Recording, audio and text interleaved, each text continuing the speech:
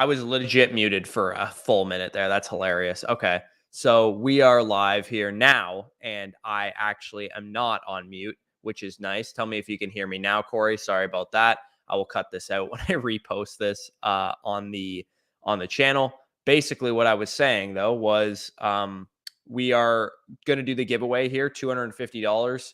5 or 4 giveaways of $250 over for those of you guys that have used our promo code over the last 2 years since we've had one. So I will conduct that probably after the draft. So I'm going to get into a draft right now. If you guys want to join up, by all means, you can join in by going to Underdog and just kind of joining as I join, and we will get right into a Best Ball Mania draft here. So yeah, so love to see that. Full minute on mute. Love to see it. This is why we don't usually stream in the morning, because things are usually organized. But yeah, well, after we're done this draft, I will conduct that giveaway. Like I said, $250 in site credits. That would be 10 free entries into Best Ball Mania 4. And of course, Best Ball Mania 4, a massive, irresponsible amount of prizes being given away in that contest with 15 million in total prizes, $3 million to first place, $1 million to second place, $500K to the regular season champion. Just a ton of money being thrown around in this contest. So hopefully for those of you guys that have used our code, it's good luck to you. And you guys win that free site credit. So we're waiting for 3 people here. Again, if you want to join in on the draft, just go to underdogfantasy.com and go to Best Ball Mania 4 and enter a fast draft, and you'll be in drafting with us here. And we'll try and build out a pretty good team here. Hopefully this is the winner. I'd love to be able to draft the team that actually won and go back to the stream and realize I was muted for the first minute of it and we're just completely unorganized. I think that would be hilarious if this was the winning entry. So yeah, we are waiting on 3 people, like I said. Hopefully this fills up in the next couple minutes. By all means, if you guys have, dynasty questions, rookie questions, I'm sure many of you guys have your rookie drafts going fast and furious right now. I got some time to kill. So if you have any questions, feel free to drop them in the chat while we wait for this draft to fill up. So next week, I was thinking of dropping a couple videos. Let me know what you guys think of these. Probably going to drop the sleepers video, top 5 sleepers, guys that you should be drafting in the 3rd and 4th rounds of your rookie drafts. I kind of touched on all of them at some point throughout last week, but I figured I'd kind of organize it all, bring that to you. I also, with people's rookie draft starting to end, I also thought I would drop a top 5 undrafted free agent pickups that you guys can stash on your taxi squad that could really pay off for you guys as well. So let me know what you think of those 2 video ideas. And then, I don't know, tinkering around with doing some updated dynasty rankings, some dynasty values by round in startup ADP we've thought of as well. So let us know what you want to hear over there. Still waiting on 2 guys. I'm actually literally drafting a team on my phone right now that I thought would have been done by this point in time, but I'm in the closing rounds of that. So we are just chilling for the time being, waiting for 2 people. Probably should have loaded this up when we got in, but such is life. So I am also the other video idea I had was I wanted to do a video based on all the rookie picks that I've had and go over each one of my leagues basically and talk about where I spent my rookie picks and, some of the decisions, show the draft boards and talk about who made good picks and who made bad picks. I'm not done my rookie drafts yet, so I can't really do that video at this point in time. I still have one more to do, and it's probably my biggest one because I have the best team, I would say, in that league of all the leagues that I'm in. So I definitely want to wait for that rookie draft to finish before I do that video. But that should be a pretty fun one to outline kind of where I went in my rookie drafts. Dub Kai says, when A-Rich at 102, 10 teams super flex. I have Deshaun Watson, Trevor Lawrence, and Kirk Cousins. Felt like I could try for the home run with the context of my team. Kind of regret passing on Bryce, though. Yeah. So I spent, I think, probably 3 or 4 102s this rookie draft cycle. I went with Bryce in most of them, but I also wanted to diversify a little bit. I didn't want, as much as I love Bryce Young, I didn't want to have just strictly Bryce Young shares everywhere. And what I ended up doing was I took Bryce Young in a couple leagues, and then I also traded down from 102 in one league where I picked up Chris Olave, 108, a future first for, I think it was the 102, 111, and Calvin Ridley. So I ended up trading down in one league and picking up a future first and like Chris Olave. I also, in Dub Kai's situation, I also took Anthony Richardson in one of those leagues as well because I already had Justin Herbert, Kirk Cousins, Sam Howell, and somebody else, I think. So I was like, you know what? I can afford to take the swing on Anthony Richardson here instead of going for the more like safer option with Bryce Young. So I kind of pulled off the same maneuver. I'm starting to come around more to the idea that Bryce versus Anthony Richardson is a real conversation at 102. And it's strictly because I think most people value Anthony Richardson that high, not necessarily that I think Anthony Richardson should be picked there. I prefer Bryce Young because I think he's the better projection. But knowing that the market has such a hard on for Anthony Richardson makes it a little easier to press that button because, you know, even if he has a bit of a down rookie season, then you're probably going to be able to get out if you need to. Like we had selling windows for Trey Lance, right? If you didn't like Trey Lance and you drafted Trey Lance at 102 or 103 back in 2021, after his rookie season, you would have been able to go out and trade Trey Lance for like top of the second round type of startup value. And I think that was a benefit of having a guy like Trey Lance, knowing that he was going to hold some value because he is a mobile quarterback, a rushing quarterback. So still waiting for this draft to fill up. Again, if you guys are in the chat, if you have an Underdog account, feel free to join up and drop any questions you got. I got some time to kill. So if you have any questions about your rookie drafts, you want me to grade your rookie draft, feel free to drop who you got and, you know, what picks you took them with and all that kind of stuff. And I will, we'll work through your team while we wait for this thing to fill up. So, oh man, I'm literally on the clock in this other one too. And, I built out a pretty strong team and I'm literally waiting for a couple quarterbacks to fall back to me because I kept getting sniped at the quarterback position. So my quarterback core is quite ass, but we'll see how the team works out in the end.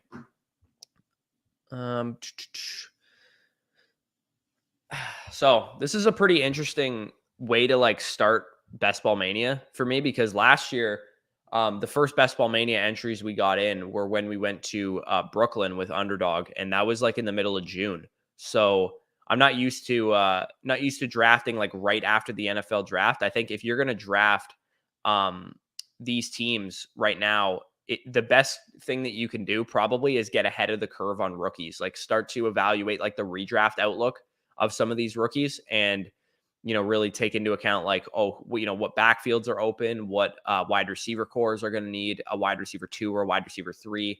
And those guys are going to go up a ton in ADP by the time Best Ball Mania 4 is like really cooking by, you know, August or whatever. So really getting ahead of ADP on like Roshan Johnson, for example, some of those other guys is definitely something I'm looking to do because if you get some shares and some early drafts in where you draft, you know, really well otherwise, and then also get some good ADP discounts on some of these rookies, I think that could really pay off come, you know, Best Ball Mania 4 time in August. So Sporty Boy says, good morning from, I'm assuming that's Maryland. I'm not from the United States, but I think that is Maryland that you're saying. What's going on?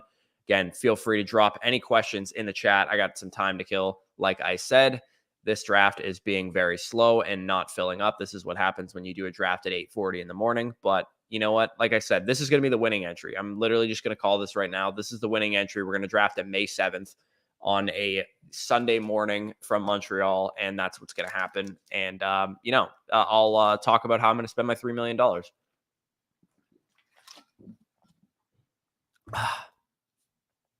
All right, fellas. Man, this draft is being slow. All right.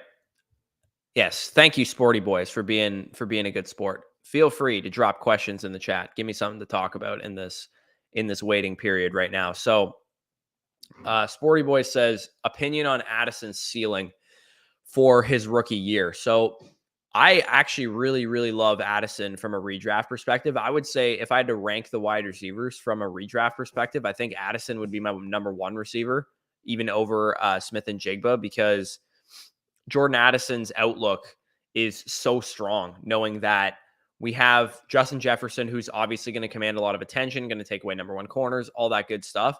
This offense moved the ball at a really high level last year because Jefferson's good enough to beat whatever corner, whatever coverage is against him. So we know he's going to, you know, eat. He's going to get his targets and his touches. TJ Hawkinson now, since they added him, their offense kind of took it up a notch from a passing perspective. They went more pass first. They also moved the ball at a high level. So TJ Hawkinson, definitely a big time addition to that team. And Jordan Addison now being added into the fold, because that was the one thing they were missing last year. They didn't have a healthy Adam Thielen. He's kind of, older, kind of washed up in my opinion. So I'm not really excited about him from a redraft perspective either in Carolina. But with Jordan Addison, you're looking at a situation where he can walk into 100 targets if he's a good enough player. And obviously that's the big question, but I loved what I saw from him at Pitt. I loved what I saw from him at USC, and knowing that he has a slot Z kind of flanker role available in the NFL, playing opposite Justin Jefferson in a great offense with a quarterback that's going to pretty much pass for 4,500 yards every single year minimum.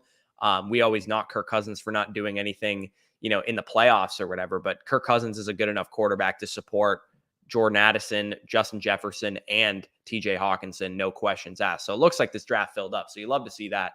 But Jordan Addison, yeah, I think he's a great redraft pick. I think he goes in like the 6th, 7th, 8th round area of these drafts, and I'm totally comfortable with that. And I think in home leagues, maybe by the time we get to the season, I think it'll change. But in home leagues, I love that you can get Jordan Addison in like the 7th, 8th round, similar to where we were getting like Chris Olave last year. So 103 is where I'm picking, which is, I think, just like an early look at like ADP and where players are going. I think picking in the 103 range is really awesome, because you can get one of those top 2 LSU wide receivers, or you can get Christian McCaffrey there, which I absolutely love. I'm not totally on board with, 104 Travis Kelce. Like I think Travis Kelce, I'm really not going to overthink Travis Kelce this year, because last year I did. But I still think he should be like a mid to late first. I don't think he should be a top 4 pick in redraft this year. I personally would take Tyreek Hill over him. I would take Bijan Robinson over him. I would take, Diggs over him. I would take a couple of these receivers, probably Kupp as well. But once we get to like the 108 to 110 range, I think it's probably warranted for Travis Kelce. So I actually am going to get Jamar Chase here at 103. Love to see that. Get a Jamar Chase share at the top of the draft. I wish I knew like week 17 matchups. It's a little early for this. We're in like the early portion of May right now. I don't know what week 17 matchups are for 2023. Let me see. Week 17 Bengals. I don't even know if do we even have the schedule out yet? Cincinnati Bengals week 17. I actually don't even think we have the schedule out yet. Do we have it out? Yeah, we literally don't have the schedule yet. So that is it's you're really throwing darts at a dartboard on week 17 matchups at this time of year. Dub Kai says, why didn't the NFL knock Addison for being 170 compared to Downs? I would say they probably did to some degree, because I think had Addison weighed in at 180, 185 pounds, he might have been a top 15 pick. And the fact that he weighed 170, like that was his butt, right? Like we were like, oh, Addison, this great receiver, Biletnikoff junior or sophomore season, goes to USC, kind of expands his role. Didn't have the greatest statistical year at USC because he got injured, but he's 175, right? Like that was his butt. So I think people were knocking Addison for it, and he went as the 4th wide receiver off the board at 23rd overall. I think Jordan Addison did get knocked for being 170. I think Downs also got more so knocked for being 5'9", rather than at least Addison's 6 foot, right? He's 175 or whatever, 173, but at least he's a little bit taller than Josh Downs. Josh Downs, 5'9", kind of guaranteed to play a slot role at the next level. So I think that's why Downs fell to the 3rd round, more so than the fact that he was 170 and Addison didn't fall to the 3rd round due to that. So that's kind of where I'm at on that. We also kind of got word the whole time throughout the entire process that Jordan Addison was high on the NFL scouts boards, versus Josh Downs more so being a guy that we thought was going to be like a 2nd round pick. And then he weighed in kind of lighter than we thought. And then he was, less than a 2nd round pick as a result of that. So looking at some of these questions here, we got Cody in the chat. Good morning, y'all. What's going on? Simon says, traded the 208 for Tyler Algier. I have Bijan. Do you think I overpaid for a handcuff? Generally speaking, I'm not like totally on board with the like, oh, go get your handcuff kind of like thought process in Dynasty. I know like, it makes people feel better, and like it makes you, feel secure that you have the guy that's the backup running back in case anything happens to Bijan Robinson. And if you're in a competitive window, I understand the thought process there. But to me, I'm not really on board with that kind of like that thought process. But generally speaking, like at face value, 208 for Tyler Algier. Would I rather have Algier or the 208? I mean, if Kendre Miller's off the board, if Roshan Johnson's off the board, I'm assuming obviously Devon A-Chain and Zach Charbonnet are off the board as well. And you're saying, would you rather have Tank Bigsby or Tajay Spears or Tyler Algier? I think I would probably just take Algier. I know he's a good running back in the NFL. The offense is going to be good enough to probably give him some spike weeks here and there. I actually think he's a great best ball pick as well.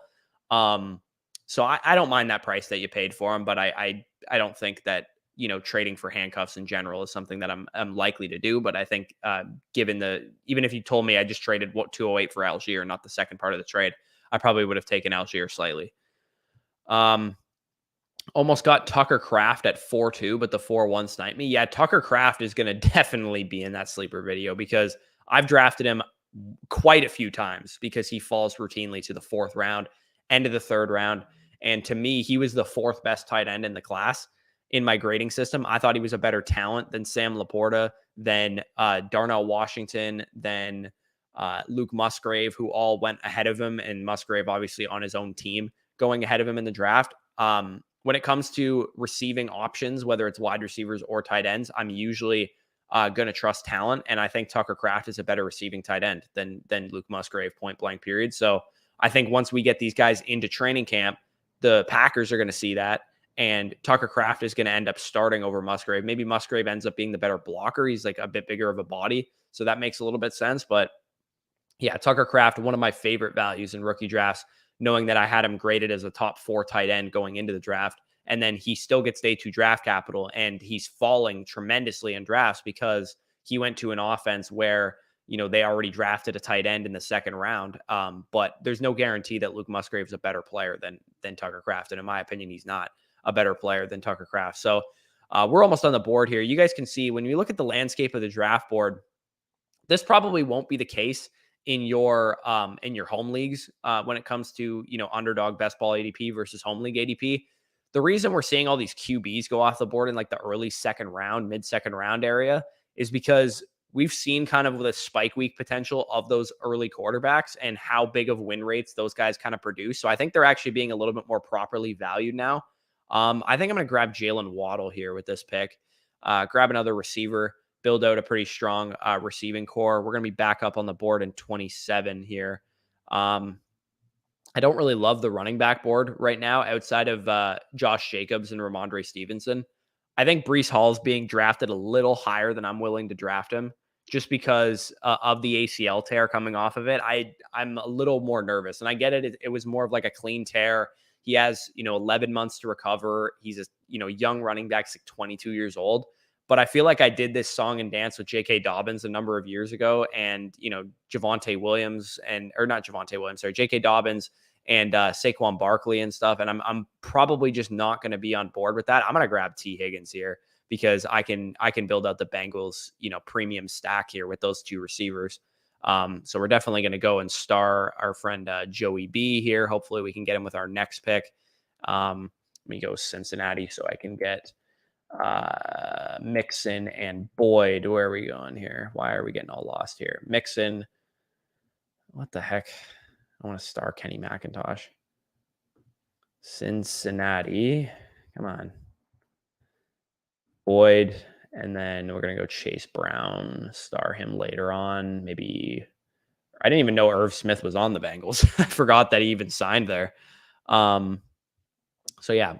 Built out a pretty strong start so far. Jamar Chase, Jalen Waddle, T. Higgins.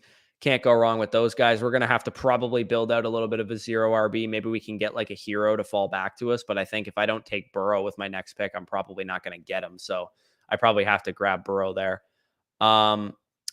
Which second-year receiver do you think has the biggest breakout year? London, Burks, or Olave? Also, keep trade cut these 3. So I'm assuming you just mean of these 3 because I think the easy answer is Garrett Wilson, but he's going well ahead of these guys, at least in these underdog drafts because of the Aaron Rodgers bump. So among these guys, the ADP would suggest that Olave, London, and Burks is the answer.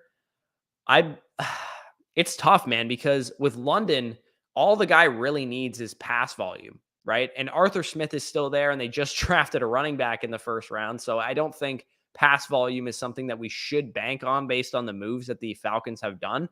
But we did see them pass the ball more when Desmond Ritter was the quarterback as opposed to Marcus Mariota. So I think if we're getting an offense that throws the ball, 520, 540 times this year, which is not a high bar, that would still probably rank them among the bottom 10 teams in the NFL. Like Drake London was commanding a 30% target share last year. And that was like, he was commanding targets with Kyle Pitts on the field. And having Pitts, having London, having Bijan all healthy definitely gives me, promise that maybe Desmond Ritter is going to be better than we think, or at least can move the offense. If he's like, just a game manager caliber quarterback, maybe like if you think back to a couple of years ago when Teddy Bridgewater was able to support Curtis Samuel, DJ Moore, and Robbie Anderson from like a fantasy perspective, I think Desmond Ritter can do that for Kyle Pitts and for Drake London. So for me, I think Drake London has the best like profile to break out, but I think the peripheral side with Chris Olave, knowing that Derek Carr can absolutely support him as a top, 12, 15 wide receiver if need be. So I think I'll go with Chris Olave as the safe answer, but I don't think it's cut and dry. I think Drake London has a real case for it. Treylon Burks, I'm a lot more concerned with, because not only do I not trust his offense to throw the ball very much, I don't trust him to command the level of targets of those other two. So for me, he's easily the cut in the keep, trade, cut part of this. And I would say keep Olave, trade Drake London, and cut Burks. If I were to actually use those terms literally, though, if we're talking keep, trade, or cut, I would keep London, trade Olave because he's worth the most, and then cut Burks. But I think you just mean kind of like rank them. So I'd go Olave, London, and Burks there. And I think London has a great case to break out, but with Olave probably being the best breakout candidate. So we're almost back on the clock here. Let me look at how the board's shaking out. Looks like the wide receivers and running backs are kind of flying off the board here. We still have that's great value on Mark Andrews there at the 3-7. I personally don't agree with this ADP when it comes to the third tight end off the board. I do not think TJ Hawkinson should be above George Kittle. I think George Kittle is still the better tight end and still the more productive tight end when he's healthy. The 49ers quarterback situation is something that's really going to need to be monitored throughout this summer, because we don't exactly know how the starting job is going to play out. Because I think if you account for the fact that Trey Lance is going to start, I think, yeah, maybe you discount Kittle a little bit. But if Brock Purdy's going to be back on the field, I think George Kittle should be right behind Mark Andrews in terms of value there. So I get a good ADP discount there on Joe Burrow. Of course, nobody needed to draft him because I already had Chase and Higgins. So I'm glad nobody sniped a naked Joe Burrow from me there. The running back position, I'm kind of in the dead zone right now. I really don't know what to do with Kenneth Walker from a redraft perspective, because obviously they add Zach Charbonnet, and I think that makes Kenneth Walker a little bit of a shaky option. I kind of like getting a discount on TJ Hawkinson here just because his ADP is pretty high, but I think I'm going to avoid him right now. Ugh, I do not like the board. This part of the board is just disgusting. I think I'm just going to grab another wide receiver. I do not like the running back board. I'll probably build at a 0 RB here. We're going to go Michael Pittman with that pick. Maybe the first running back I'll grab is Mixon later on in this part here. I really like Dameon Pierce's value. I think he's a dead zone running back that I'm willing to venture into the dead zone for. I also like J.K. Dobbins. For what it's worth, coming 2 years off of the ACL tear, I think spike weeks out the wazoo for him. Even if they were to add somebody at some point this offseason, whether it's like Kareem Hunt or Fournette or somebody like that, I think J.K. Dobbins is a great value if you can get him in like the 6th, 7th round, because we know that he would probably be going way higher than that before. Cody says, yeah, Irv Smith is a sneaky winner in Cincinnati if he can stay healthy. I feel like we've been waiting for Irv Smith to do something for like 5 years. But then again, we probably would have said that about David Njoku last year, and then he kind of had like a mini breakout season. So yeah, Irv Smith, probably a good best ball pick, maybe a decent late round sleeper for redraft leagues, and also a guy that you could stash in Dynasty. Irv Smith, I'm a little bit more on board with than I thought I would be. We got Jay Neves in the chat saying certified meat eater. It's 8:56 in the morning, Jay Neves. I don't know if we need to be talking about certified meat eaters. Jacob Goldstein here says, I'm in a Superflex Dynasty PPR league. I got Bryce, who fell to me at 1.5. Jesus, man.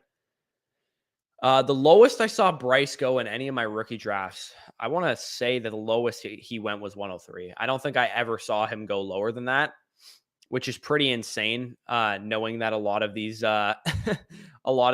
these guys are taking Anthony Richardson for one over him, but let alone taking Stroud over him, or I'm guessing at one for him to fall to at 1.5. I'm assuming that Gibbs went ahead of him, and maybe JSN as well, because I don't know if anybody would have taken Stroud over him, but maybe they just like Stroud as the prospect better. Either way, Jacob, just count your lucky stars that he fell to you at 1.5. Especially if you were in need of a quarterback, you were probably going into that rookie draft just being like, okay, yeah, I guess I'm going to get Gibbs, probably JSN at 105, and then just gives you the gift from God, where Bryce Young just falls to you at 105. That's a great value there. When it comes to I think people are getting way too cute with Gibbs and with JSN. Maybe less to his degree, more so with Gibbs, because I've seen people tweet out things like, "Oh, I was at 102 in my rookie draft, and I took Gibbs with that pick." And I'm like, "What the hell are you guys doing? You're taking Gibbs at 102 over the quarterbacks?" I get it. You like Gibbs and you needed a running back, but we don't draft for need. That was one of the biggest mistakes I talked about in the rookie mistakes to avoid video. Definitely check that video out. I really encourage that one. That one I think is more important than even like the rankings videos that we put out, because that one has nothing really to do with what players you like, because we're all going to like different players. That one kind of is just the principles to stick to if you're going to make sure you're sticking on the right course and not making the type of mistakes that a lot of people that are newer to Dynasty make. And I think taking Gibbs at 102 is a perfect example of making that mistake, where you're drafting for need at 102, where when you look at startup value, Jahmyr Gibbs is like a third round startup pick. Bryce Young and Anthony Richardson are going in the top 15 of startup drafts. So you just sacrificed a round and a half basically of ADP by selecting Jahmyr Gibbs at 102. What you should have done is, either if you need a running back and you don't need a quarterback, either trade 102 for a running back. You could probably get either of Breece Hall or Jonathan Taylor for that pick.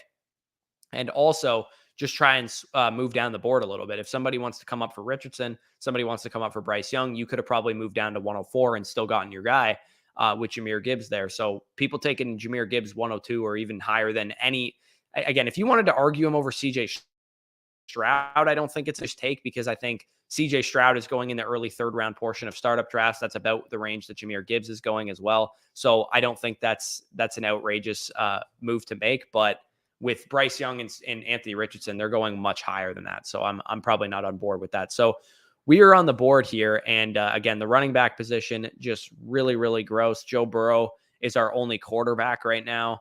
I'm probably not going to go in the quarterback direction. Yeah, no, I'm not going to go in that direction. I'm probably going to take Swift here. I think he's a good 0 RB guy, just because, I mean, when you're drafting a 0 RB team, you're kind of assuming that you're going to hit on most of the running backs, because that's kind of the only way you would win a tournament like this.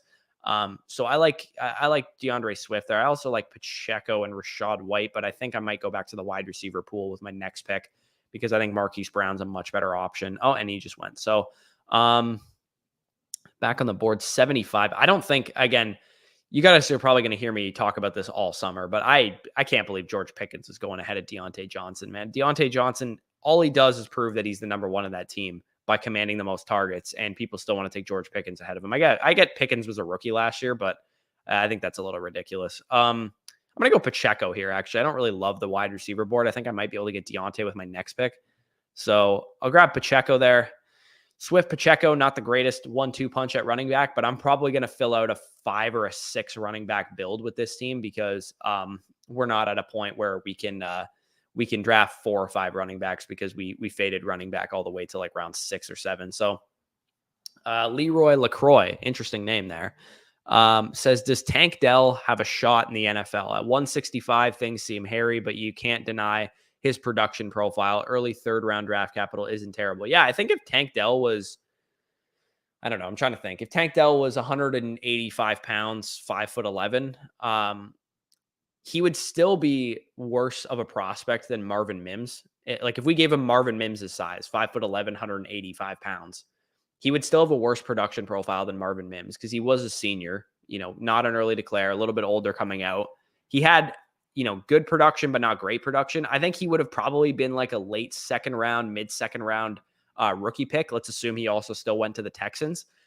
But given his size, I can't take him until like the mid to late third round where he's going. If you wanted to take him there and said, hey, like this is a guy that showed he can produce, the production profile is there, that's fine. But I mean, Tutu Atwell had a good production profile too, and he was just simply too small to play in the NFL. So I think Tank Dell's an interesting one. If you like him, by all means take him in the mid third round, but I probably would not draft him until that point. PJ Monroe says, can Jahmyr Gibbs be a top 10 full PPR running back and a third round pick? Are you referring to in Dynasty or in redraft? Because I think he absolutely can be a top 10 full PPR running back because we saw 2 years ago DeAndre Swift be a top 8 running back in points per game before he got hurt on Thanksgiving in 2021. So if you just insert Jahmyr Gibbs into that role, I mean, Swift was operating more as like a 60% running back, and I think that's probably what we're going to get there in Detroit because I think they really like David Montgomery. I think they want to use David Montgomery. So Jahmyr Gibbs, I think his ceiling is a little bit capped as like a RB5 in points per game, assuming he just gets an extreme amount of receiving work. But I do really like his outlook to be a top 10 running back this year. And from a third round redraft pick, I'm trying to think, where does he actually go right now? Where did he go in this draft? He went off the board. He went off the board in the third round. He went off the board at 3-5. And I think that's probably warranted. I think I would take Ramondre Stevenson over him, who went after him. And I would probably also take Josh Jacobs over him. But if you want to take Jahmyr Gibbs over Derrick Henry, I don't think that's an outrageous take. Breece Hall, same thing. Just given the ACL tear, I'm a little bit worried about Breece Hall. Travis Etienne at 4-2 is also interesting, but I think I would rather have Jahmyr Gibbs than Travis Etienne. I think that's the cluster of running backs that he belongs to go around. I would much rather have Barkley, though. I would much rather have Pollard, and I would probably, Nick Chubb is interesting. I think Gibbs versus Chubb is an interesting conversation. Especially in any kind of PPR format. But I think he's going about where he needs to go. And then from a dynasty perspective, he's definitely going to be a top 10 running back and a third round pick. Absolutely. That's probably where he's going to go in most startups. Traded 103 Trey Lance and a 2024 third for 105 and a mid 2024 first. So I love getting Trey Lance off of your roster. I'm a big fan of that.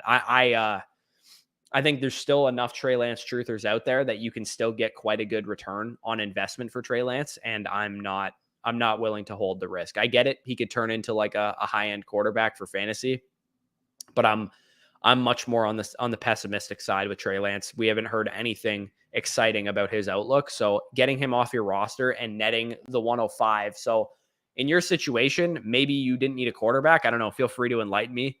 Because you traded off of a quarterback pick at 103. Then you also traded Trey Lance, and then you go down to 105. You could get Jahmyr Gibbs there. Potentially you could get JSN there, or maybe CJ Stroud there if you still wanted a quarterback.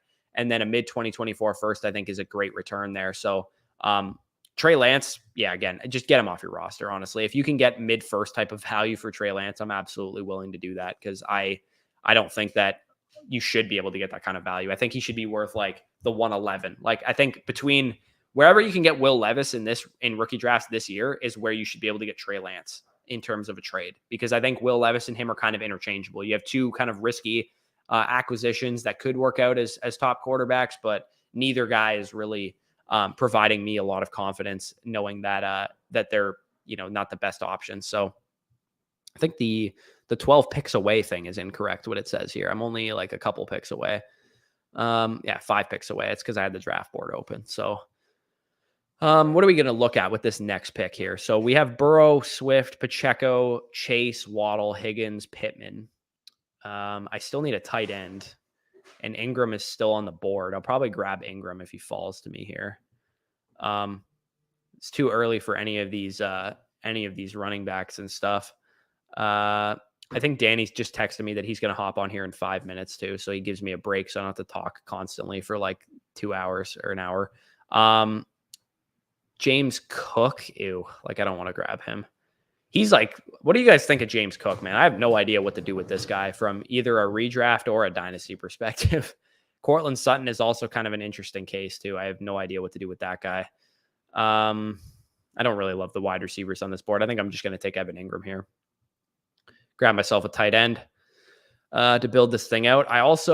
One thing I've talked about kind of already this summer. Oh, Tua. I probably should have fucking grabbed Tua. That was kind of a throw because I have Waddle. Hopefully Tua falls back to me. These guys already have some quarterback play.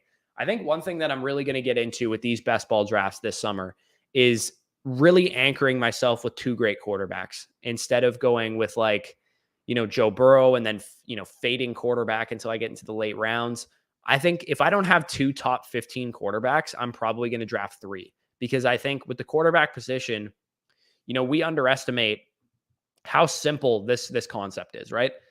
To get your team to advance, you need to score the most points.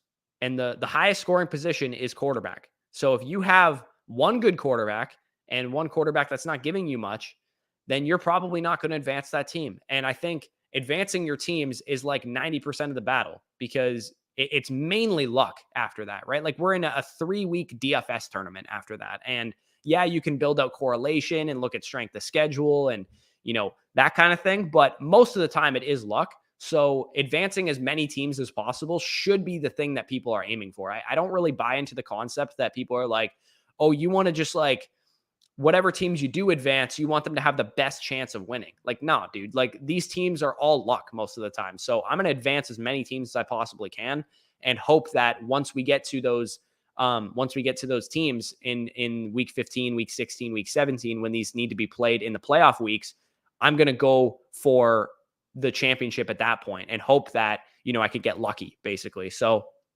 that also helps your regular season total for what it's worth as well. I think knowing that there's a $5 million prize pool in the regular season this year, as opposed to last year, it was just $1 million to first and second place in the regular season didn't get anything. I think it's definitely encouraging knowing that you building out a team that's going to score the most points in the regular season, that should require you to invest a little bit more in quarterback. And I really like building out quarterback cores of like Jalen Hurts, Dak Prescott, or Joe Burrow, Tua Tagovailoa, or, Josh Allen. I'm trying to think who else goes in this area. Josh Allen, Trevor Lawrence. Like build out a strong quarterback core that's going to give you a ton of spike weeks, because those guys are the great options that you want. So I'm definitely going to need more running backs on this team. Okay, so we're getting into the double-digit rounds here. I'm still just trying to figure out how I can build out a solid running back core. We got, so Cody said he also has 102. Doesn't have the best quarterbacks, but does want that 2024 first. So I would caution you to say that the 2024 class, if you guys haven't checked out the video I did called is the 2024 class overrated? I don't think it is at the top of the class, but I do worry about some of the depth in 2024 because, and this was basically the same concern we had this year, right? I'm probably the first one that you guys are going to hear saying this, because most people are saying, oh man, 2024, great class, excellent talent, all that good stuff. But outside of Caleb, Drake May, Marvin Harrison, Brock Bowers, the running backs, Raheem Sanders, Travion Henderson, maybe if you want to throw Braylon Allen in there, but I'm kind of worried about his profile. And then Emeka Egbuka and Xavier Worthy as well, and Malik Neighbors, some of those receivers. There's a shot that we're looking this time next year at the 2024 class. It's May 7th, 2024, and we're fast and furious in rookie drafts of 2024. And we're thinking the exact same thing about the 111, the 112, the 110 in the 2024 class as we're thinking right now about the 2023 picks, where, we want those high-end picks just like this year, right? We want Bijan, we want Bryce Young, we want Anthony Richardson, we want Jahmyr Gibbs, we want JSN. But outside of those guys, it starts to taper off a little bit. And I wouldn't be shocked if that's the case in 2024. So if you guys are trading for 2024 first-round picks, make sure they have a shot to be early to mid. I personally would not trade away proven assets like, Brandon Ayuk, for example, for a late 2024 first from a contender. I would want a pick that has a chance to be early to mid if I'm going to trade away players, because I think the early to mid players in the 2024 class are going to be the head and shoulders above the rest of the class. And of course, things can change, right? That's assuming, I'm assuming right now that we only have 2 first-round quarterbacks, because those are the only 2 guys that I actually believe in with Drake May and Caleb Williams. But there is upside that KJ Jefferson, or, the NFL seems high on Michael Penix Jr., Quinn Ewers, JJ McCarthy, whoever these quarterbacks are, they could come out of the woodworks and have great seasons and become first round options. That's definitely possible. I don't think a lot of people saw, Anthony Richardson coming. I don't think, a lot of people thought he was going to be a first round pick. So it's definitely possible that makes the class a little bit stronger, but it also is possible that Caleb Williams and Drake May are the only first round quarterbacks. Marvin Harrison and Mika Ibuka and like Xavier Worthy, Malik Neighbors are the only top receivers that we have. Brock Bowers is a tight end, which people don't seem to draft early. We saw this coming into the season with Michael Mayer. We all thought he was going to be a top 10 pick, and now nobody wants him until like 205 because he plays tight end. And I think people might react that way with Bowers a little bit to some degree. Okay, so we're back on the clock here. I would like to grab tight ends, also one of those other positions that I think I'm going to be more inclined to grab 3 tight ends more so than other people. I'm going to grab Brian Robinson here. I think he's a good 0 RB guy to build out this core, get some, touchdown production. I think that Washington Commanders offense is actually going to be relatively good. And knowing that Brian Robinson is probably the goal line back of that team, I think he's going to be actually a big time target of mine in a lot of these best ball drafts. I never thought I would say Brian Robinson is a target of mine, but I actually really like his outlook. So Khalil Herbert goes. I actually really like Elijah Mitchell here too, because I think he can give you some spike weeks. And also, I don't really have any handcuffs on this running back core. And when I'm building out a 0 RB, I do like to get a bunch of different archetypes. Ooh, but I also have Tyler Boyd staring me in the face, and I have this. Ooh, okay. I'm gonna hope that Boyd falls back to me because I don't actually have a ton of running backs that I believe in here. So I'm gonna grab one more running back. My wide receiver core, when you build out a strong wide receiver core like this, Chase, Waddle, Higgins, and Pittman, those guys should, generally speaking, give me the most of my weeks for the wide receiver position. So I'm comfortable, honestly, taking shots on late round guys after them and building out the core that way, just out of spike weeks with guys like Jalen Hyatt and KJ Osborne and Alec Pierce. Those guys should probably give you decent spike weeks. So I don't want Cook anywhere. Leonardo says, yeah, dude, James Cook is so weird, man. I have no idea what to do with that guy. If you guys recall last year in the running backs to target and avoid video, he was like the biggest fade of all time because the guy like legit had no college production, was undersized, and all he really had going for him was that he was a second round pick to the Buffalo Bills. It was kind of like he was the Rashee Rice of running backs last year, where all Rashee Rice really had going for him was that he was the second round pick to the Kansas City Chiefs. But even Rashee Rice had like a better production profile than what we saw with James Cook. So I'm not high on James Cook, but I think he's a decent like dart throw in like the 9th, 10th round. I just I don't think that that he's a guy I'm going to end up with on very many of my teams. We also have here, we're back on the clock coming up. Tight end is also really gross at this point in the draft. I kind of like Cole Kmet at that point. I don't mind Greg Dulcich as well. Chigakonkwo, I really just have no idea what, like, I think if you're excited about Chigakonkwo, let me know in the comments. But for me, I look at a guy that is a risk because A, he plays tight end, and B, he's kind of like a move tight end, and they don't seem to want to use him as like a full-time guy. They probably want to use like more of an inline blocker. So we're talking about Chigakonkwo. Like the upside case might be that, he's on the field 50% of the snaps. And then we have a 50% of the snaps tight end who's playing in the Tennessee Titans offense that's going to throw the ball not a lot with Ryan Tannehill and, maybe Will Levis, a rookie quarterback, starting. I'm not on board with tight end 14 Chigakonkwo. I think he's the type of guy that you would need to get tight end 20 or whatever. I'll just take with tight ends, man. I'm going to build out a bunch of 3 tight end cores with tight ends that are from good offenses and just hope that they catch a lot of touchdowns this year. Because honestly, I think when you're not taking an early round tight end, your best option is touchdown spike weeks. And if you're taking them from good offenses, more often than not, you're going to get those spike weeks. Oh, what's going on? Not much. Yeah, I mean, echoing that real quick, I just don't understand how Chigakonkwo is going over Greg Dulcich right now. How is Greg Dulcich tight end 15? I can't hear you, dude. What? Maybe they can hear you. Hold on. Maybe it's on me. Can you guys hear me? You are fine. Sorry, you're good. Yeah. I'm just being dumb. Yeah, no, I was just pointing out the fact that why is he going above Greg Dulcich when Greg Dulcich had, from a numbers perspective, from a projection perspective, has a much better case to be, top 10 level tight end than tight end 15. So for me personally, getting, what he showed in his rookie season, what we can project from that offense going forward now with Sean Payton in town, like I'm all in on Greg Dulcich personally. Yeah, no, I think he's a great option. What do you think of this team that I'm building out here? Let me peep. So we got, sorry, I'm just starring my Bengals and my Dolphins here. So we Did you got get Joey the, B? Ooh, okay. I see. Yeah. I see.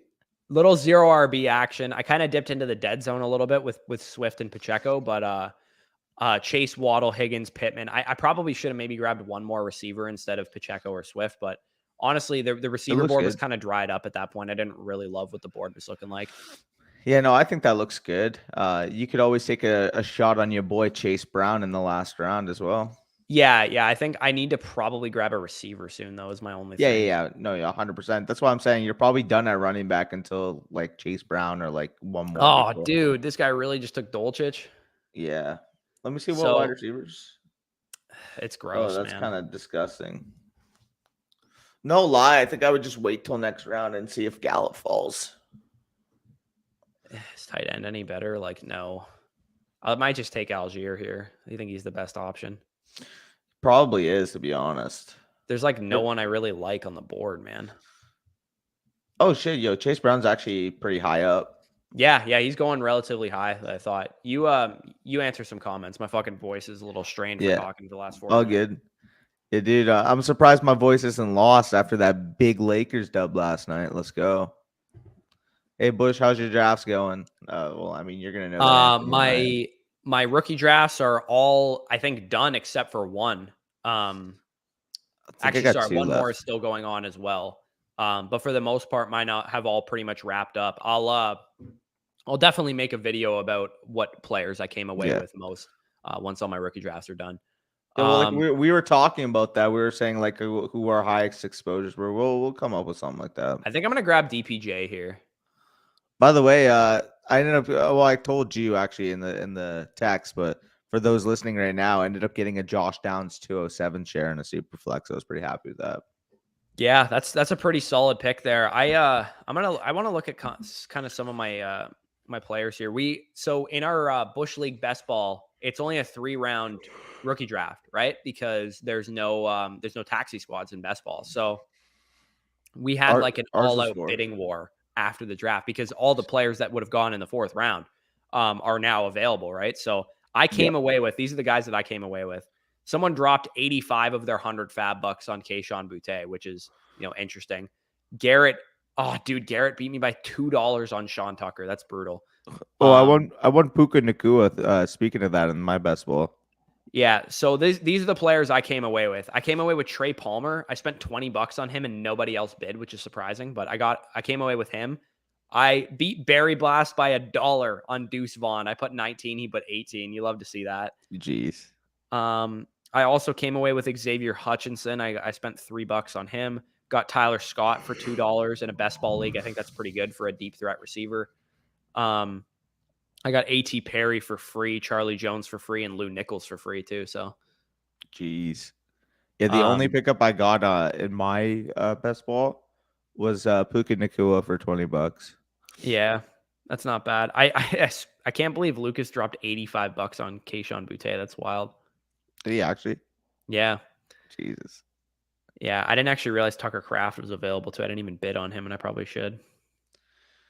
Leo, the difference is that Sky was actually a good prospect. So, yeah, I'm not believing this Rashee Rice stuff. I honestly, no word of a lie, I think 9 times out of 10 I make that bet on Sky Moore every single time. 100%. Like, yeah, it didn't work out so far. And honestly, his career's not over. Like, I get it. He kind of face planted, but like his career isn't over yet. He wasn't really on the field much. And he actually was decent from like a targets per route run standpoint. But you give me an early declare, good prospect profile, good reception perception profile, good target share in college kind of receiver going to Kansas City. Like, I'm going to make that bet at the end of the first round. I didn't make that bet over, Chris Olave or, Jamison Williams or, of course, the top 3 receivers that we were talking about last year. But as soon as those guys were off the board, I was like, hell yeah, give me Sky Moore, man. Like, I think he was a good bet to make. Yeah, no, I agree. Yeah, I'm looking at some of the draft results um, of some of my leagues here. I'm just trying to remember like where I got some players. I'm not gonna. In this, I what's just want up? to point this out. Sorry, quickly. I'm not gonna lie. I'm actually like I don't mind this range of wide receivers. Like once we get to like Hardman, Reed, John Mechie, and stuff, like they're gonna be like 15th, 16th round picks. I actually think they're fine here. Yeah, they're not that bad. I actually, so in this Bush League best ball, Oh yeah. I got Anthony Richardson at 1-3. I had to trade Wow. my second rounder, one of my second rounders for Anthony Richardson because I was picking 1-4, and my team already has Kyler Murray and who's my other quarterback, Deshaun Watson. So I traded my 1-4 and my I think I had an extra 24 seconds. So I have a couple extra 24 seconds, but I traded one of those seconds and 104 to get from CJ Stroud to Anthony Richardson. Given my team construction, I thought that was a worthwhile trade. In this league, I got QJ 1-8. I got Roschon at 2-8, which I think was a pretty good value. And then I got Sam Laporta at 2-10 in a tight end premium. Wait, this is your best ball league? Yep. Dude, did we just walk away with almost the same draft? Maybe. I got Sam Laporta at 210 in a tight end premium, and I also got Cedric Tillman at 3-2. Dude, wait, okay. Let me see if I think I sent it to myself, the link for this league, but I literally got like a lot of those players that you just mentioned. Let's see if I can find it. Yeah, it's this one. team is looking pretty good now. So I have Watson, Murray, and Anthony Richardson as my top quarterbacks. I also have Tannehill and Heineke and Brissett too, or like not even terrible like depth options. Other than Rashad White, like I don't really have that many running backs like Roschon, Deuce Vaughn, Lou Nichols, like 0 RB like rookies and young players because I'm still kind of tanking this year. But the like wide receiver core I've built up: Garrett Wilson, Chris Olave, DK Metcalf, Quentin Johnston, Rashad Bateman, Trey. Like I mean, even some guys here: Trey Palmer, Cedric Tillman, decent options as depth there. And then at tight end, I have Pat Freiermuth and Sam Laporta as my tight ends right now. So, and I still have how many firsts do I have? I have 3 firsts next year, and I have shouldn't I have 4 firsts next year? Where's my other first? You're on the clock, by the way. What's up? You're on the clock, by the way. Oh, I am on the clock. Shit. Okay. Sorry, I'm trolling. I don't mind Hardman here. I think I might take Irv Smith, given the Bengals stack that I have. Yeah, okay, that makes sense. Yeah, because I have Chase Higgins, and Burrow. So I feel like grabbing Irv Smith makes sense there. That's kind of sex, I'm not gonna lie. Yeah, it's a pretty elite Bengals stack. By the way, Bush. So in terms of my Renfro, I think Renfro is a great value. I'm not even gonna lie. Hey, so Bush, you mentioned some of those players. I got Johnston, I got Roschon, I got Laporta, and you said Reed as well, right? No, I did not have Reed. Oh, okay, fair. But Johnson, Laporta, and Johnston, you said, right?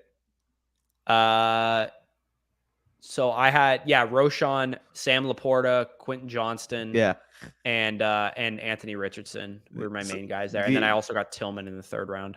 The only difference for the most part is I got Reed instead of Tillman and Bijan instead of Richardson. So we pretty much had similar hauls there. Pretty good haul there. I'd value James Cook around the Tank Bigsby range this year, late 2nd. Who would you rather have in Dynasty right now, James Cook or Tank Bigsby? I think I have Cook a little bit higher, but I can see the case for Tank. I think I would rather have Tank personally. Yeah, I mean, like they're both going to be high leverage handcuffs for good offenses. That's what they're going to be. Yeah, both of them have a case to like work into like a role at some point and like actually be a standalone option. Yeah. With James Cook, I think he could become like a decent receiving back, but like doesn't really fit the offense very well is the only thing, right? And like I think Damian Harris legitimately is the best value in best ball draft, all of best ball drafts right now. I think that guy is legit going to be a 7th round pick by the time we get to August. And he's literally going like 10th, 11th round right now. Like where did he go in this draft? Let me look at the board. Damian Harris, let me know if you see him. He's probably going to be in the Jamal Williams 10-7. He went 10-7 in this draft. I think we're legit talking about a guy that will be valued around this Akers Pacheco range by the time we get to I understand the ADP right now, though, because people just want to see from a secure perspective what exactly that running back rotation is going to be. Because right now they're kind of looking at like, yeah, like Damian Harris is going to be the main between the tackles guy. Damian Harris is going to be the main goal line guy. But they're still worried about James Cook. They're still worried about potentially Latavius Murray working in. So I understand the uncertainty level driving his ADP down right now. But like you said, if we go into the offseason, if we go right into the season and they're going to be like, yeah, James Cook's going to be our receiving back. Damian Harris is going to be our goal line back in between the tackles guy. Like you said, he's going to be a 7th-round pick. Yeah, well, like everyone's like, oh, well, Josh Allen's gonna like steal goal line touches from him. When was the last time Josh Allen had a good goal line back? He's never had one in his career. Never. Damian Harris is an excellent runner between the tackles. He's like legit been a top 10 running back in PFF like rushing grade in the last like 3 seasons. Like he's actually a great runner of the ball, and I think that was like one of the best signings of the offseason. And Buffalo's run game is gonna be much better because of it, because he is so much better than Devin Singletary. It's not even funny. Yeah, no, I agree there. And he could be this year's Jamal Williams. If Damian Harris punched in 14 touchdowns this year, I would not be shocked. Yeah, no, I agree there. Need advice on my 14-team Superflex 2 tight end best ball team. Loaded at quarterback and on a majority of the 24 class. Would you move Kenny Pickett in the 212 for DK and David Montgomery? Can't get him to go for a late third instead. I honestly would just go for DK and D-Mont. I wouldn't. In a 14-team Superflex, I would rather have Kenny Pickett than DK? Yeah, I would. So, so in this scenario, Pickett jumps from like a 5th or 6th round starter for you to at the end of the 3rd, early 4th. Yeah, I think in this format, he needs to be valued as higher than DK. I would need probably one of those tier 2 wide receivers to move off of Pickett. Well, I mean, Lauren says she's loaded at quarterback too. I mean, yeah, if you're loaded at quarterback, I get it, but I actually probably would prefer just one secure asset instead of DK and D-Mont. Like if I could just get London instead, I would rather that. Yeah, no, of course. But I'm saying, like, if the top 8 receivers aren't available, which I'm assuming they won't be, you could obviously try for them. But, like, I think DK is still a top 12 wide receiver for me. I would cash out on Pickett. Yeah, it's honestly just the format that's making me nervous. If you're loaded at quarterback, meaning you got like 3 better options than Kenny Pickett, I think that's a fine move. But I think the value of the quarterback in that format is insane. Yeah. Well, what would you pay for Monty if you already got Gibbs in a 1 quarterback? I mean, in a 1 quarterback, he's, I mean, what, still a mid-second type of value? I think I would send a mid-second yesterday for David Montgomery in a 1 quarterback league. Yeah. Yeah, because I do think his value in the Superflex like a mid to late second. So the one thing I will say about mid-second rounder in 1 quarterback versus mid-second rounder in Superflex, is there a big difference? Not really, because the quarterbacks are still going to go. Exactly. That's what I mean. Like the one thing that's a little bit of a catch-22 with the I think Renfro's a great value, so I grabbed him. Yeah, that's solid. I think it's a bit of a catch-22 knowing that like the Superflex mid-second last year, not even last year, like 2 years ago, would have been a much better pick than like a 1 quarterback mid-second. But like at the same time, Richardson's going to go, Bryce Young's going to go, maybe Stroud goes before the mid-second this year in 1 quarter. The only real difference you're getting is that Levis probably doesn't go. Yeah, agreed. So 2572. Okay.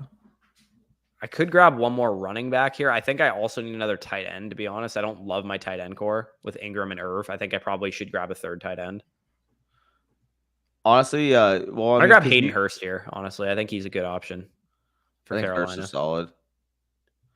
Now, yeah, you could check another running back here and build. Yeah, I definitely need to grab another running back. Well, let me see what's available. Honestly, I think Gus Edwards is a good spike week option. Zach Evans is not bad. Jerome Ford's not bad. I don't mind Deuce Vaughn at that. Yeah, Deuce Vaughn isn't bad. Abanikanda is not bad. Also, see later on. There's always running back value. A-Rob's like decent. Read. Go a little bit later. I just want to see. I think I'm gonna go last round of the draft. Chosen Anderson potentially. Actually, oh wait, no, this is the last round. This is your last round. Yeah, what's lower than Zamir White? Quickly, let me just see. Keontae Ingram, Josh Kelly. Sean Tucker, I might take a shot on, honestly. Eric Gray's interesting, too. I think I'm going to take Sean Tucker, get some shares of him, because he's another one of those guys that when you're doing these drafts in May, you want to kind of spot guys that might go up in value in ADP. And would it shock me at all if Sean Tucker's like a 12th round pick come August? No. Like if he makes the Buccaneers roster and he's getting, a lot of camp buzz that he looks like the best pure runner on the team or something like that, he's definitely going to be like a 10th, 12th round pick. Yep. Do you think Blake Corum from Michigan would have been a top 5 running back this year in the draft if he didn't get hurt? Probably. Yeah. Yep. Dude, Blake Corum posted the best PFF rushing grade in PFF college history. Like, him and Bijan both had grades in 96. I'll be right back. I go to the washroom. Yeah, you're good. Danny's having his coffee. Yes, Laura, no question about it. Get DK. Yeah, I think it's a little bit less cut and dry given the league format there. Could you talk about Josh Jacobs? Where'd you value him in a rookie draft? Yeah, Jacobs is a guy that I'm actually quite fond of, both from a redraft, best ball, and a dynasty perspective, because Josh Jacobs posted his best season last year in what was a pretty shaky Raiders offense. I mean, like, outside of Devontae Adams, they had no other receivers. Renfro was hurt the whole year. Waller was hurt the whole year. This year, they have Renfro coming back. Jacoby Myers was signed. Devontae Adams, of course, is still there. Jimmy Garoppolo runs this offense probably better than Derek Carr as well, because he's played in it before when he was with the Patriots, and he obviously knows it quite well. So I think Jimmy Garoppolo is actually going to be, I would say, not a substantial upgrade over Derek Carr, but I think you're going to notice a pretty big difference in the offense, moving a little bit better with Jimmy Garoppolo. And Josh Jacobs, he was able to be a top 3 running back last year in that situation, right? Like, in a situation where all that shit was going on. This year, he's on the franchise tag. I highly doubt they want to pay him. If you need a 1-year running back in Dynasty, if you're a contender, I think he's one of the best buys right now, because I think he's going to get a huge workload, a top 5 type of workload, and he's going to probably get cast off to free agency, but he is still young. So even as a Dynasty buy, I think you could talk yourself into, okay, even if Josh Jacobs gets used up this year, could he work himself into a, maybe the Bills sign him for like a 3-year, $20 million deal after this season is over, after he's done playing on the franchise tag. I think that's in the range of outcomes. And Jacobs this year is going to be a top 10 running back in my rankings. Could be still a top 15 running back at age, he's my age. Like, I know how old Josh Jacobs is. So he's going to be 25 next year. And he's still going to be pretty good, even going into free agency. So I think he's a great option right now. And in terms of where I would value him in a rookie draft, if I was a contender, as soon as Quentin Johnson and Jordan Addison are off the board, I would trade the 109 for Josh Jacobs right now in a rookie draft. I'll pass on Shake, especially if he's going over Dolchich. Yeah, I agree. Should you add a late 2024 first to try and swap Demont for Jacobs? I would prefer to do that, Lauren. I think that's a better option, especially in a 14-team league. A late first is more like an early second. So, yeah, I think that's a better option. Been grabbing Roschon everywhere. He's going too late. Yeah, big facts there. Thoughts on Darren Waller this year? Think he could climb back into the top 4 tight ends? I think that's a little rich for my blood. I'm personally not going to be buying in on Darren Waller too much. I like him as like a back end of tight end 1 area, but I don't think he has top 4 upside. I think if everybody was healthy, which is, something we always have to kind of assume when we're doing rankings, Kelsey obviously is going to outscore him. Andrews obviously is going to outscore him. I would bet that Kittle, Hawkinson, and Pitts outscore him as well. And then it kind of becomes a conversation point. I think Waller would outscore him, or not Waller, sorry, Goddard would outscore him as well. I think he's probably, like, ceiling wise, if everybody's healthy, like tight end 7 or 8. But he's interesting because the Giants don't really have a ton of other pass catchers there. I got Young on tight end early in that same 1 quarterback league. Anthony Richardson went 108 to 109. Wow. Okay. I mean, in a 1 quarterback league, that's probably about where you should go.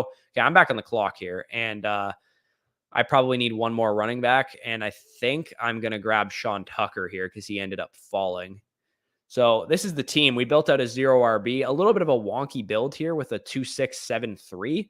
But I actually really like this 0 RB here. You got, like, when we look at archetypes, we have an ambiguous backfield, good offenses, right? Swift, Pacheco, 2 of the best offenses in the league. They're going to have their spike weeks playing for those teams. Brian Robinson, maybe not a great offense in the world, but I think the Commanders can be better than we think. And if he's the goal line back and he rushes in 10 touchdowns, wouldn't shock me. Elijah Mitchell, high leverage handcuff in a great offense. Tyler Algier, high leverage handcuff in a great run heavy offense. But both of those guys, I think, can have spike weeks. even if they're not, guys that have great standalone value. I think we can get 3 to 4 weeks. Even if McCaffrey and Bijan don't miss a single game this year, they should still be fine. And then Sean Tucker, a little bit of a Hail Mary swing, but I think he can be the lead back for the Tampa Bay Buccaneers if he actually played himself into that, and if the health is not a concern. I like Burrow and Tua as a combo there at quarterback, and I got good value on both of those guys. Jamar Chase, Jalen Waddle, T. Higgins, and Pittman hopefully make up the majority of my weeks. I'm a little weak at wide receiver. I think I probably should have grabbed one more wide receiver, either at the end of the draft or just somebody earlier. Maybe I should have strayed away from Pittman and grabbed somebody in a better offense. Who knows? But this team's not bad. I like the tight end core too. Ingram, Irv Smith, and Hayden Hurst. I think between this running back core, these wide receivers, I should be able to field a pretty decent lineup. But that's assuming, the Bengals would have to go nuclear, and same with the Dolphins for this team to be really good. Yep. No, I mean, you still got the upside case, so I like it. Let's so I'm thinking we answer these questions and we hop on here or hop out of here because I'm starving. I haven't had any caffeine today. Sounds and good. I got to check out of this Airbnb. So what do you think is the best strategy to use when you draft? With being in a keeper league, I have Josh Allen, Justin Jefferson, and Jonathan Taylor. Jesus Christ. Would you keep all three or drop No, I absolutely would. If you can keep three of those three players, I'm keeping all three of those guys because I think all three of those guys are top 20 players in redraft. Yeah, no, I agree. And Jefferson's the 101, and JT to me is still a first rounder. Yeah, I agree. But next I'll be asking. Yeah, it looks like Lauren's located in Ontario as well, asking about Doug Ford, who, if you guys are American, is our the guy that passed the law to make Underdog illegal in Ontario. Lauren, you could do what we're doing or what I'm doing right now. Just take a little roadie to Quebec, take a little roadie to Buffalo. Take a little roadie to, I don't know, wherever you're most located near in Ontario. And I think you could get some Underdog drafts in. 100%. Do more of a wide receiver heavy route and wait on them until like 4 to 6 with league being full PPR. So Brian, if you keep those players, you have an anchor running back in Jonathan Taylor. You have an anchor wide receiver. I would just be hammering out wide receivers most likely. Yeah. Can you check the Tone Setters Discord at some point today? Got a rookie draft tomorrow and a question for you guys. Yeah, we will definitely do that. See you, boys. Take it easy. Morning. Actually, I'm going to do the giveaway before we hop off of here. So, all right. Brian Rick says, morning, guys. Going for a chip. Would you trade ETN for Adams? I think going for a championship, I think you're going to get a little bit of an upgrade over a point production from Adams. And you have Bijan, Brees, Gibbs, and ETN. Yeah, do it.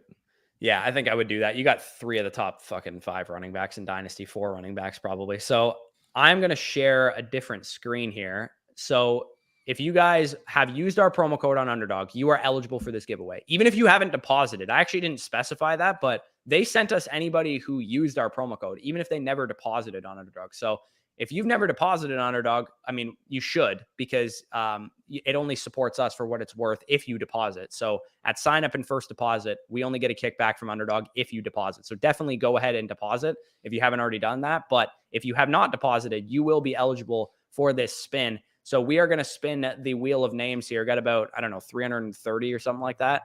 So we are going to spin these. Danny, if you want to record these down for me, that would be appreciated. Yeah. I'll put it in the private chat. Yeah. So if you've signed up on Underdog, you'll be eligible for this giveaway. We will send out these names once we have them to our folks at Underdog, and that money, that $250, we're giving away 250 Underdog site credits. That's 10 free entries to Best Ball Mania for 4 of you. So we're going to spin this wheel 4 times, see what happens. We got it spinning right now. And we'll try and send emails to let you guys know if we have that, but we just have usernames for the time being. So let's see who we got here. We got Zabluko. If this is your Underdog username, you just won $250 in site credit for Underdog Fantasy. So big congrats there. We're gonna remove him from there. If you want to record that, Zabluko. I already typed it to you. We also have, let's see who we got next. Hopefully we recognize some of these usernames. I'd like to be able to know who won here. Ronnie Ocha 56, another $250 site credit winner. Congrats to you as well. If you're in the chat too, feel free to shout out that you're in here. That would be awesome. Another spin here. What do we got? You know, it'd be nice if Spicy Hot won this, and then we could use it to draft. Yeah, for real. Oh my God, yeah. Megatron 0781. Congrats to you as well. And then the final winner of this will be Spicy Hot. Yeah, hopefully I believe his username is like Jest or something. Yeah. So hopefully Spicy Hot wins this.